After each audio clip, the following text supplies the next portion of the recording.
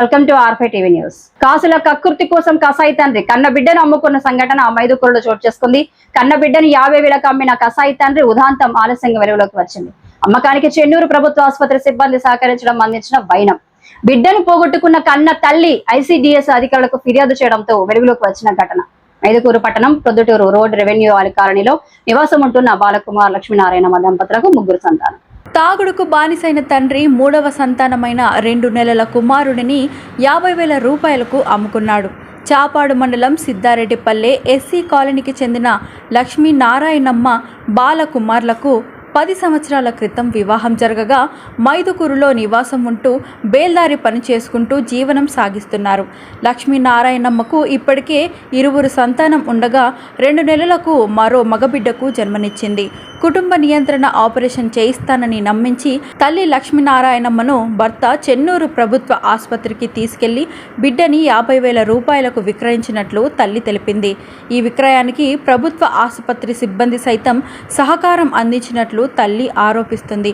విషయాన్ని బయటకు చెబితే చంపేస్తానని లక్ష్మీనారాయణమ్మను భర్త బెదిరించడంతో భయపడి విషయాన్ని బయటకు చెప్పలేదు. తల్లి మనోవేదనకు గురై బంధువులకు చెప్పడంతో ఐసీడీఎస్ అధికారులకు ఫిర్యాదు చేశారు. దీనితో విచారణ చేపట్టిన ఐసీడీఎస్ అధికారులు పోలీసులకు సమాచారం అందించి ఫిర్యాదు చేయడంతో విచారణ చేపట్టారు.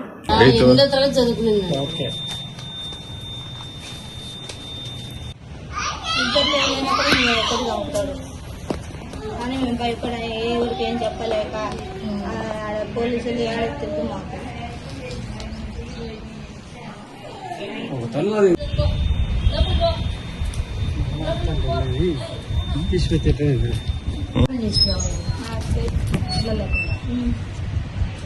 అందువల్ల నేను పిల్లల్ని ఎత్తుకొని పరిగెత్తిస్తే నా వాళ్ళు పురుగు నడచలేని చిన్నవి ఆపరేషన్ చేయించినప్పుడు కుట్లు చేయించినప్పుడు అప్పుడు ఏం జరగలే. నిన్నదే చెక్కు అప్పుడు ఇలా చెక్కు తప్పించేసుకుంటాం. కానీ నేను నమ్మించి మమ్మల్ని తీసుకోమన్నాడు.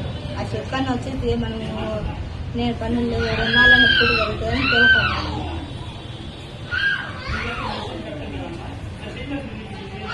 మాట చేసుకొని అమ్మ మేడంతో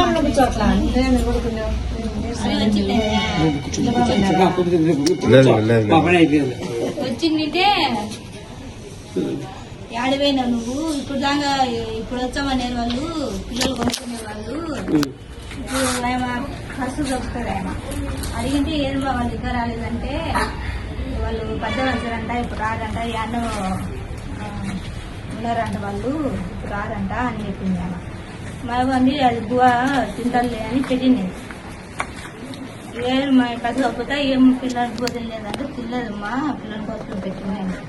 పోతే నా కోసం నువ్వు ఉండేమని నేనని చెంపకేసల్లా అని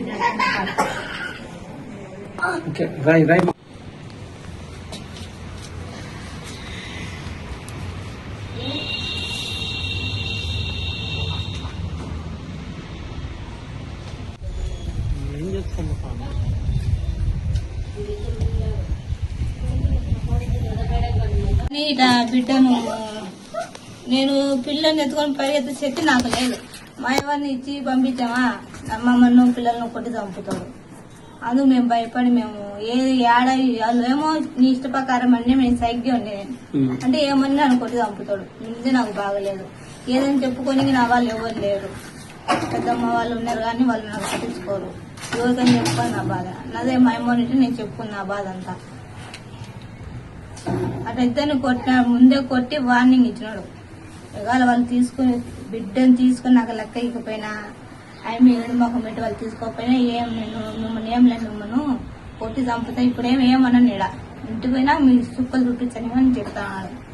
ముందే కొట్టినాడు. మళ్ళీ ఇంటికి వచ్చి మళ్ళీ మీకు ఏం లేదు వాళ్ళు ఏడ్చి నువ్వు వాళ్ళ కాడ తినే వాళ్ళు బిడ్డ తీసుకుపోయి నాకు లెక్క ఇకపోయినా మేము ఖచ్చితంగా చంపేస్తాను నేను బెదిరించాను. నేను శనివారం వచ్చినారమ్మా మీరు ఇడికి? శనివారం సిద్ధారెడ్డిపల్లి దగ్గర నుంచి వచ్చినారు అంటే శనివారం నిన్న ఆదివారం నువ్వేం చేస్తుంటావు? ఇలానే ఉంటా సార్. నాకు 3 పిల్లలు. చిన్న బాబును మా భర్త అట అమ్ముకుని. ఎందుకు అమ్ముకున్నాడు? లక్క కోసం. ఓకే, ఇప్పుడు ఆయన ఏం చేస్తుంటాడు?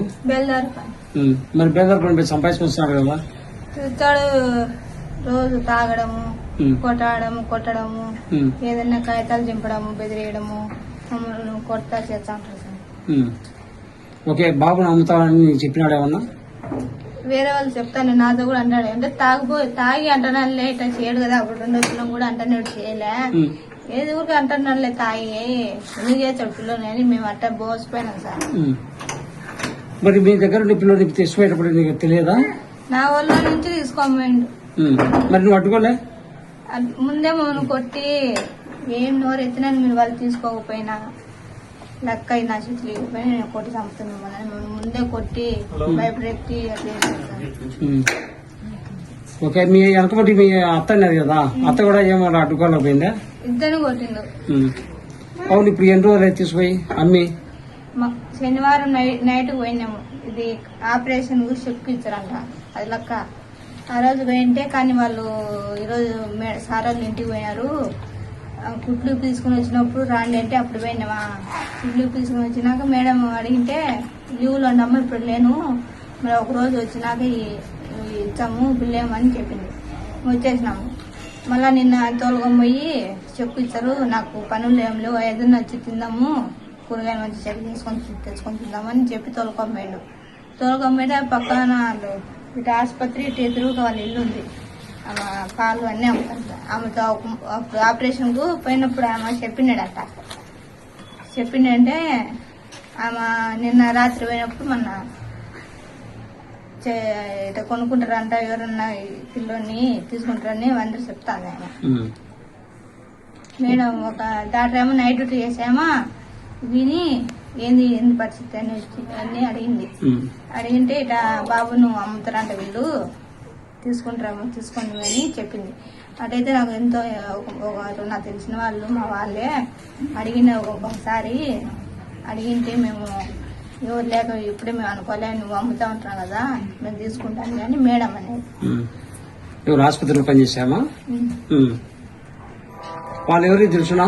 మీ బాబుని తీసుకున్నాను వాళ్ళు మా కాలు వాళ్ళని ఎవరిని చూడలేదు సార్. మాకు పిల్లలు తీసుకుపోయినాక మళ్ళీ డబ్బు తీసుకొని వచ్చినారు. వాళ్ళు మా కాలు వాళ్ళని ఎవరేం తెలుసు మాకు. డబ్బు మీకు ఇచ్చాడా? ఆ మేడము ఆమె చేతికి ఇవ్వండి అని చెప్పిండు. ఆమె నాకు వద్దు, నాకు ఆ పిల్లని డబ్బు నాకు వద్దు, నా పిల్ల నాకు కావాలని ఏడ్చినా వాళ్ళు నీ చేతికి ఇవ్వమనేదని నా చేతిలో పెట్టిండు. ఆ చేతిలోంచి ఇంకా దింకున్నాడు. దింకొని ఇంకా మైబాకు ఆమెని సిద్ధార్థ వల్ల ఆటోలు ఎక్కి నువ్వు నాయన బాగలేదు కదా నువ్వు నాయన కాడికి ఆమెను ఆటోలు ఎక్కి నేను రాత్రికి పోతాపో అని చెప్పింది. నేను మా ఊరికి పోయింటే అంతకుముందు మా ఊరితో కూడా అట్లా పిల్లలు అమ్ముతా, ఎవరైనా తీసుకునే వాళ్ళంటే చెప్పిద్దామని నేను ముగ్గురు సాకలేను, ఇద్దరైతే సాకుంటా, ముగ్గురినైతే సాకలేను, ఎవరైనా అంటే చెప్పిద్దామని చెప్పిందంట. నేను 2 పిల్లలతో పోయారు, అందరు ప్రతి ఒక్కరు అడిగినారు ఏమైంది నువ్వు ముగ్గురు పిల్లలతో పోయినావు, 2 పిల్లలతో నేను ఎందుకు వచ్చినావు అని ప్రతి ఒక్కరు అడుగుతారు. అమ్మినగా అంటే ఇంకా చెప్పిన, అంతకుముందే మాకు చెప్పిండు, నువ్వు చెప్పు అంటే ఇంకా చెప్పేసింది సార్. ఓకే అమ్మా, ఇప్పుడు నువ్వు 3 పిల్లలు అంటున్నావు కదా, ముందుగానే ఎందుకు ఆపరేషన్ చేసుకోలేకపోయినావు? తెలుసు మా కార్తీక పరిస్థితి బాగాలేదు తెలుసు సార్. అప్పుడు ఆపరేషన్ వీడికి చేర్చన్నారు, చేర్చని అంటే ఇక పానం బాగాలేక వాళ్ళు ఎన్ని కనిపించినారు. మళ్ళీ ఇంకొకసారి ఫోన్ చేసి చెప్తాము ఇప్పుడు మీరు చేయమని మేడం చెప్పి ఎన్ని పంపించి ఇంకా మేడం చేయడం.